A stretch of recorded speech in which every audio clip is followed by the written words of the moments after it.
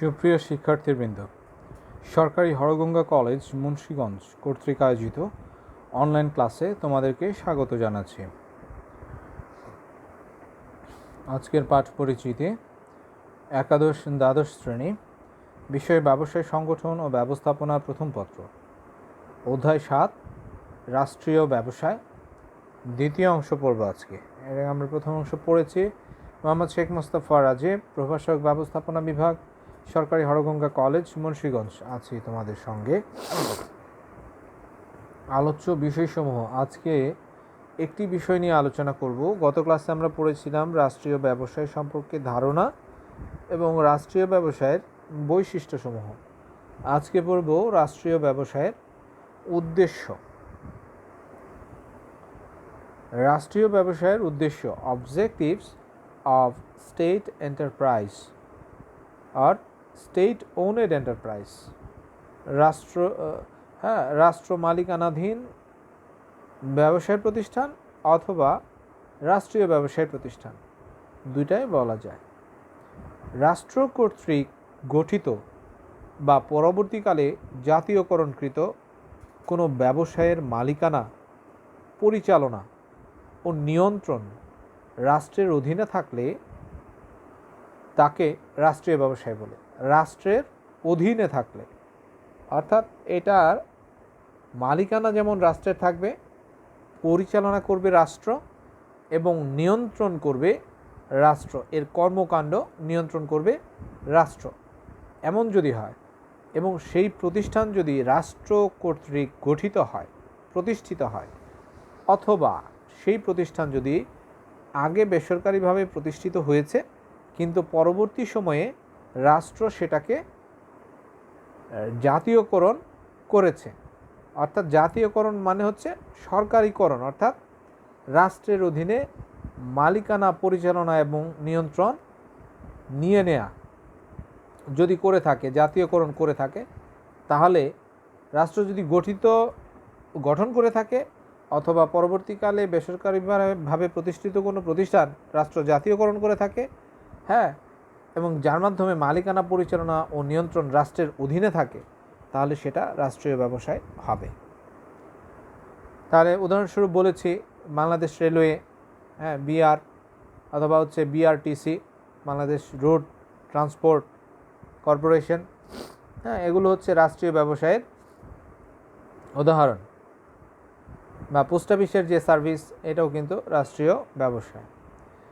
তাহলে এরূপ ব্যবসায়ের মূল উদ্দেশ্য হলো জনকল্যাণ বা রাষ্ট্রীয় কল্যাণ সাধন করা।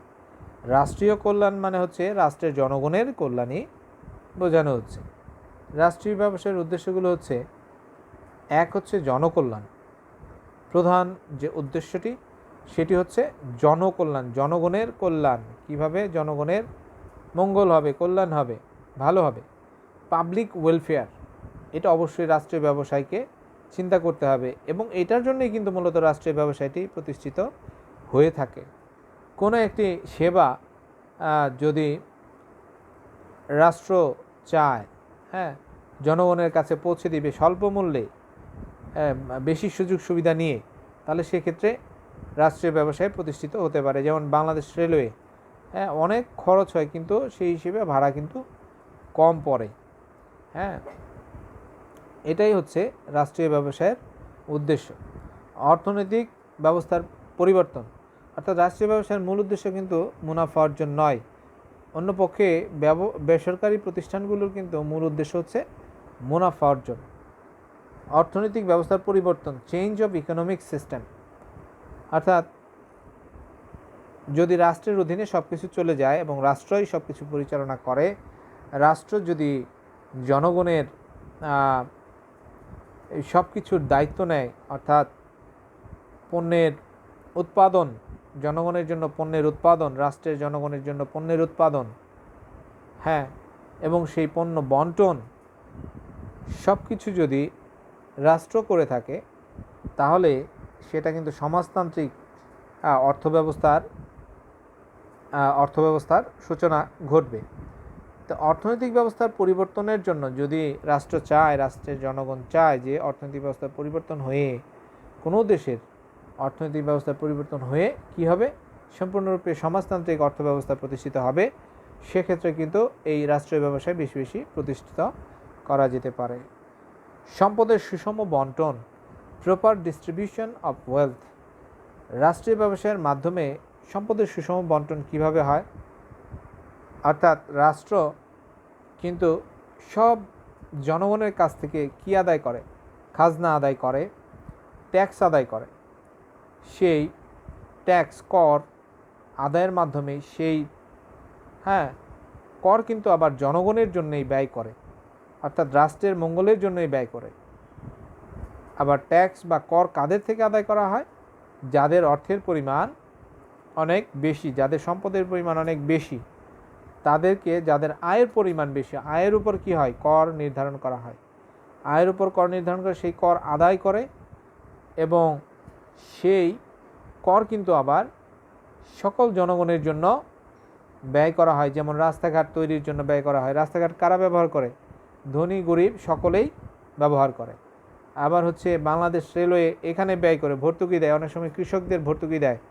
তাহলে দেখা যাচ্ছে সম্পদ অনেকের অনেক বেশি সম্পদ আছে, কিন্তু সেখান থেকে কর আদায়ের মাধ্যমে সম্পদ সংগ্রহ করে সেটাকে আবার বন্টন করে জনগণের মাধ্যমে, জনগণের মধ্যেই। তাই এই ক্ষেত্রে এই দৃষ্টিকোণ থেকে সম্পদের সুষম বন্টন কিন্তু হয় কিভাবে, রাষ্ট্রীয় ব্যবসায় প্রতিষ্ঠার মাধ্যমে। একচেটিয়া ব্যবসায় রোধ। ধরা যাক কোনো বেসরকারি প্রতিষ্ঠান প্রতিষ্ঠিত হয়েছে, কোনো একটি ব্যবসা করে যাচ্ছে, এবং সেটি খুব একচেটিয়াভাবে করে যাচ্ছে, মনোপলি বিজনেস, অর্থাৎ যত টাকায় পণ্য বিক্রি করবে তত টাকাই জনগণকে সেই পণ্য কিনে নিতে হবে, কেননা তার কম্পিটিটর নেই, প্রতিযোগী নেই। সেক্ষেত্রে যদি রাষ্ট্র চায় তাহলে সেরকম একটি ব্যবসায় প্রতিষ্ঠান রাষ্ট্র প্রতিষ্ঠা করতে পারে। তাহলে সেক্ষেত্রে রাষ্ট্রীয় ব্যবসায় প্রতিষ্ঠান মাধ্যমে সেই একচেটিয়া ব্যবসায় যে করছে, জনগণের কাছ থেকে অতিরিক্ত মুনাফা তারা নিচ্ছে, সেটা রোধ করার জন্য কিন্তু রাষ্ট্রীয় ব্যবসায় প্রতিষ্ঠা করা যেতে পারে। আচ্ছা, যেমন আমাদের এখানে কিন্তু এক সময় কি ছিল, মোবাইল কোম্পানিগুলো অন্যগুলো ছিল না, প্রথমে একটি মোবাইল কোম্পানি ছিল, অনেক বেশি কল রেট ছিল, তো সেটা আস্তে আস্তে কমে রাষ্ট্রীয় ব্যবসায় হিসেবে টেলিটক কিন্তু রাষ্ট্রীয় ব্যবসায়, টেলিটক এসছে, আরও অন্যান্য অবশ্য বিজনেস এসেছে, বেসরকারিভাবেও এসেছে, তাতে করে তখন কল রেট আস্তে আস্তে একটু কমে এসেছে, যেহেতু প্রতিযোগী রয়েছে এই ব্যবসায়। যদি মনোপলি থাকতো তাহলে একটি প্রতিষ্ঠানই যেমন খুশি কল রেট দিতে পারতো, যে মিনিটে 10 টাকা বা মিনিটে 7 টাকা এরকম। সুষম শিল্পায়ন, অর্থাৎ ইন্ডাস্ট্রিয়ালাইজেশন বা ইন্ডাস্ট্রিয়াল ডেভেলপমেন্ট, অর্থাৎ রাষ্ট্রীয় ব্যবসায় প্রতিষ্ঠার মাধ্যমে কিন্তু শিল্পোন্নয়ন, যেমন হচ্ছে একটি দেশের একটি জায়গায় অনেক বেশি শিল্পায়ন হয়ে যাচ্ছে, আরেক দিকে কিছুই শিল্পায়ন হচ্ছে না, সেক্ষেত্রে কিন্তু রাষ্ট্র চাইলে সুষম শিল্পায়নের জন্য সেই যেখানে শিল্প প্রতিষ্ঠা হচ্ছে না সেখানে রাষ্ট্রীয় ব্যবসায় প্রতিষ্ঠার মাধ্যমে শিল্পায়ন ঘটাতে পারে। আচ্ছা, 6 হচ্ছে মুদ্রা ও ব্যাংক ব্যবস্থার নিয়ন্ত্রণ, control of currency and banking system. যদি যেমন ব্যাংক, সরকারি রাষ্ট্রীয় মালিকানাধীন ব্যাংক রয়েছে আমাদের, যেমন সোনালী ব্যাংক, তো এই সোনালী ব্যাংকের মাধ্যমেই কিন্তু সরকার তার সকল কার্যাবলী পরিচালনা করে থাকে। বাণিজ্যিক ব্যাংক হিসেবে সোনালী ব্যাংক কিন্তু সরকারের প্রতিনিধি হিসেবে কাজ করে থাকে। তাহলে এই সোনালী ব্যাংক যদি না থাকতো, বা এরকম আর দু একটা সরকারি ব্যাংক যদি না থাকতো, তাহলে কিন্তু এই মুদ্রা ও ব্যাংক ব্যবস্থা সম্পূর্ণরূপে কী হতো, প্রাইভেট ব্যাংকের আন্ডারে চলে যেত। প্রাইভেট বাণিজ্যিক ব্যাংক, অর্থাৎ বেসরকারি বাণিজ্যিক ব্যাংকগুলোই কিন্তু তখন ব্যাংক ব্যবস্থাকে নিয়ন্ত্রণ করতো। তাদের যে অ্যাসোসিয়েশন আছে, তারা যেরকম সিদ্ধান্ত নিত সেরকমভাবেই কিন্তু এই ব্যাংকিং ব্যবস্থা পরিচালিত হতো, নিয়ন্ত্রণ খুব বেশি রাখা যেত না। তো এখানে সরকারি রাষ্ট্রীয় মালিকানাধীন ব্যাংক থাকার প্রেক্ষিতে কিন্তু সেটা সম্ভব হচ্ছে না, অনেক কিছুই রাষ্ট্র তার নিজের হাতে রেখে দিয়েছে। 7 হচ্ছে দেশ রক্ষা শিল্প পরিচালনা, অপারেটিং ডিফেন্স ইন্ডাস্ট্রি, অর্থাৎ হ্যাঁ ডিফেন্স ইন্ডাস্ট্রি অর্থাৎ দেশ রক্ষার জন্য যে সমস্ত ইন্ডাস্ট্রি রয়েছে, হ্যাঁ সেই ইন্ডাস্ট্রিগুলোকে পরিচালনা করার জন্য কিন্তু বেসরকারি মালিকানাধীন কোনো প্রতিষ্ঠানকে নিয়োগ দেয়া যায় না। সেটা হলেও হতে পারে, কিন্তু সেটা আসলে হয়ে থাকে কি সরকার বা রাষ্ট্র তার নিজের হাতে এই ধরনের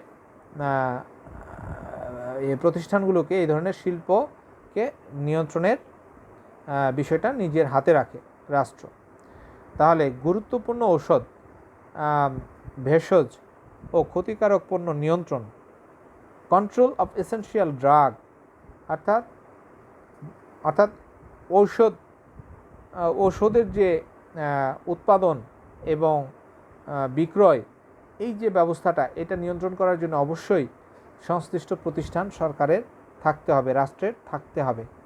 ভেষজ ক্ষতিকারক পণ্য নিয়ন্ত্রণ, হার্বাল অ্যান্ড হার্মফুল প্রোডাক্টস, যেমন ভেষজ পণ্য আছে, ভেষজ ওষুধ আছে, হ্যাঁ যেমন ধরা যাক যে একটা ভেষজ পাতা, গাছের একটা পাতা, আমরা বলি গাছের পাতা, এটা খেলে এই অসুখ ভালো হয়ে যাবে, পেটের আমাশয় ভালো হয়ে যাবে, কিন্তু সেটার তো একটা পরিমাণ আছে।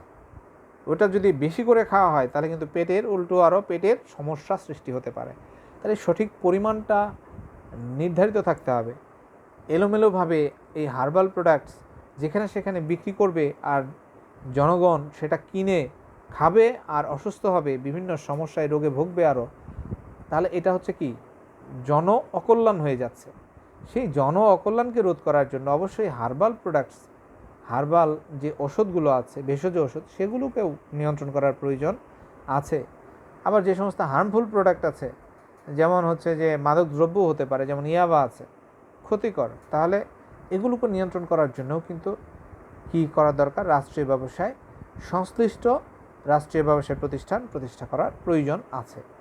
ভারী ও মৌলিক শিল্প প্রতিষ্ঠা, establishing basic and heavy industries. যেমন ভারী ও মৌলিক শিল্প প্রতিষ্ঠা বলতে কী বোঝানো হচ্ছে?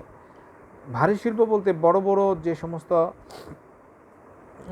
যন্ত্রপাতি বানানো হয়, ভারী শিল্প, যেমন মেশিন, যেমন ধরা যাক বিভিন্ন ধরনের যে মেশিন বানানো হয় ফ্যাক্টরিতে, যে ব্যবহার করা হয় সেই মেশিনগুলো,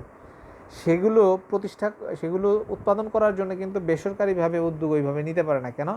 এখানে হচ্ছে প্রচুর টাকা মূলধনের প্রয়োজন পড়ে এই ভারী শিল্প প্রতিষ্ঠার জন্য।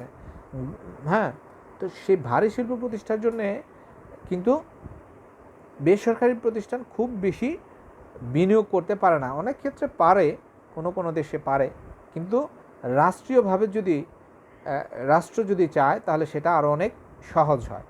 এই জন্যই এই ভারী শিল্প এবং মৌলিক শিল্প প্রতিষ্ঠার জন্য কিন্তু রাষ্ট্রীয় ব্যবসায় প্রতিষ্ঠার প্রয়োজন রয়েছে। কর্মসংস্থানের সুযোগ সৃষ্টি, ক্রিয়েশন অফ এমপ্লয়মেন্ট অপরচুনিটি, অর্থাৎ রাষ্ট্রীয় ব্যবসায় যদি প্রতিষ্ঠা করা হয় তাহলে কিন্তু কর্মসংস্থান হবে, মানুষের কর্মের সুযোগ সৃষ্টি হবে।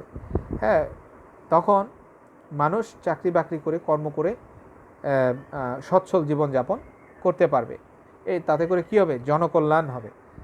এটা হচ্ছে আরেকটি রাষ্ট্রীয় ব্যবসায়ের উদ্দেশ্য। তো এই ছিল রাষ্ট্রীয় ব্যবসায়ের উদ্দেশ্য। তোমরা বাসায় দেখে নেবে আরেকটু ভালো করে, তাহলে তোমাদের কাছে বিষয়টা আরও ক্লিয়ার হয়ে যাবে। তাহলে আগামী ক্লাসে আবার দেখা হবে। আজকে এই পর্যন্তই। আল্লাহ হাফিজ।